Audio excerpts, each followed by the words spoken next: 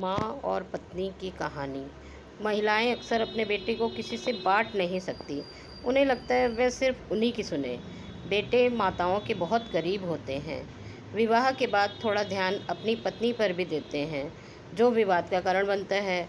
और जहाँ बेटे विवाह के बाद माँ की तरफ झुकते हैं, वहाँ भी विवाद का कारण बनता है।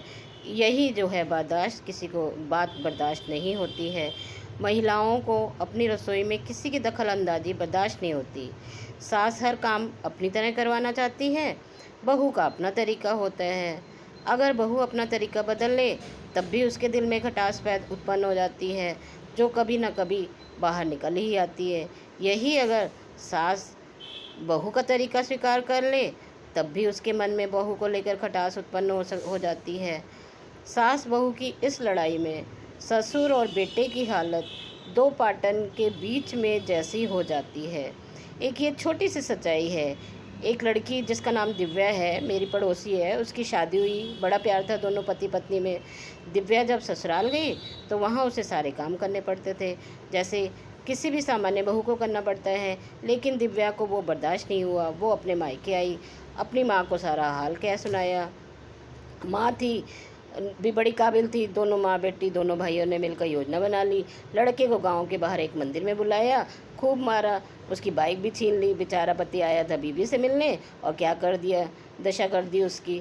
और समय तो देखो, दोनों की एक बेटी भी है जो कि ननिहाल में अपनी माँ के साथ रहती है। कोर्ट का केस चल रहा है। दिव्या अब ससुराल जाने को तैयार है। लड़के ने माँ साफ इनकार कर दिया। देखो अब जाने कब तक कोर्ट के चक्कर लगेंगे। खैर, मुद्दे पर आते हैं। आखिर झगड़े का कारण क्या है? पीढ़ियों का अंतराल। जैसे एक महिला 20-30 साल से एक घर में रह रही है सामान्य तरीके से, लेकिन जब एक नई महिला का प्रवेश होता है तो आखिर क्या हो जाता है? पता बात है इस नई पीढ़ी की। इस नई पीढ़ी में सम्मान, धैर्य और समन्वय की कमी होती जा रही है।